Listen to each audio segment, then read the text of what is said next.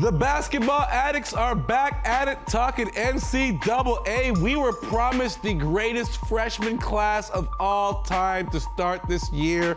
Cam Reddish, RJ Barrett, some kid named Williamson. And my question is, are you satisfied or are you disappointed? Warren. I'm entertained.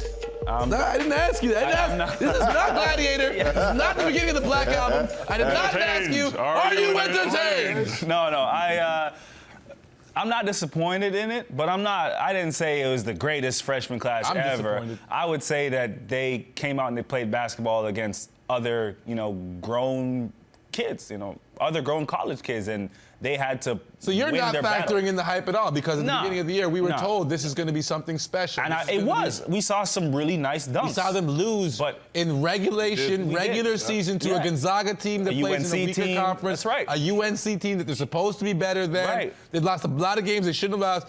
That lived up to the hype. That lived up to what people were selling. Wait, what did you just say? They shouldn't have lost? I was going to say it. Let me tell you something. No, wait. What I'm referring to is the hype. Okay. If you are going to sell me that they're the greatest team of all time, then then absolutely they should not have lost. They are the most athletic. They're the most hyped. He's right. Maybe athletic, but no disrespect to RJ. What does that mean, though? It's just athleticism on the floor. But remember this. Promises are the refuge of desperate people. So if you fell for that, I like that. I didn't fall for it. If you fell for I the gotta write that down. Because the greatest freshman class ever played at Go Blue, all day. I know already University what of the Michigan, greatest so we're not freshman even class going of all there. time. The most exciting player in basketball, obviously, is Zion Williamson. Okay. Really? It's not Trae Young? But to the degree that they have a Zion Cam boxed in one, basically, for him. He's not making any money, but we'll talk about that some other time. We talk about that a lot on this show. But that's a big deal. Like, that's something, technology and time changes everything, okay? So when they tell you it's the greatest freshman class ever, because you see the mixtapes. They didn't have mixtapes back in the day. Maybe Lou Alcindor would have had a mixtape. We don't know.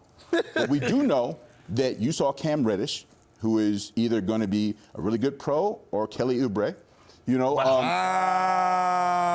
just keeping it funky. I'm keeping it funky. Kelly Oubre pretty good. Wade Poppy, leave him alone. Anybody's getting a check. Playing well. Anyone who's getting a check to play basketball, I'm not saying, but is Kelly Oubre ever going to be a six-man a year all-star? No. But he don't need to be. He just got to continue being consistent. This college team is very exciting. Right. I enjoy watching them. For sure. There's always been this stigma, and I think my man Jesse Washington from The Undefeated wrote a great story about Black Duke and how black people used to hate Duke because of perceptions. But the reality is that, Duke now has all these black players on their team. Right. And somehow they started to embrace the idea of Duke. But, exciting doesn't have a color or race. I was going to say, 90% of the world loves all basketball because 90% of basketball is black. So I don't think that. How come no one can hit a three on Duke? Like the scouting report. That's a good question. Everyone knows the scouting report that you got to pack the lane. RJ can, and same. RJ was kind of Reddish. That's about it. I don't know what happened to Jones. Sleep. Oh, wait. So while we're talking this, who's in your Final Four? Will? My Final Four is Michigan State, who 40 years ago today. Golly, with the history. I'm just telling you. Michigan State, I got Michigan State. I got Tennessee beating Virginia. I have North Carolina.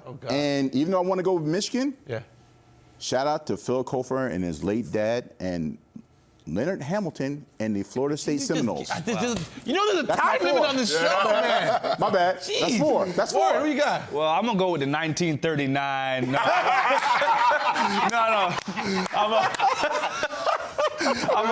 I'm playing. No, I got Michigan.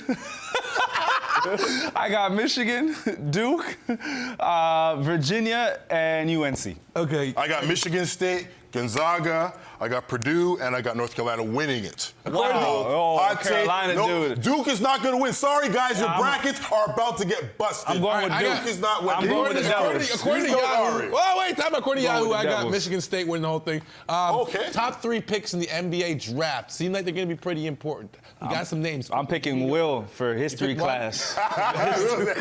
What do you go in? If you had the top 3 picks, what order would you put? Zion, Ja Morant and R.J. Barrett. Okay. And that's no disrespect to any of those guys. I mean, except R.J.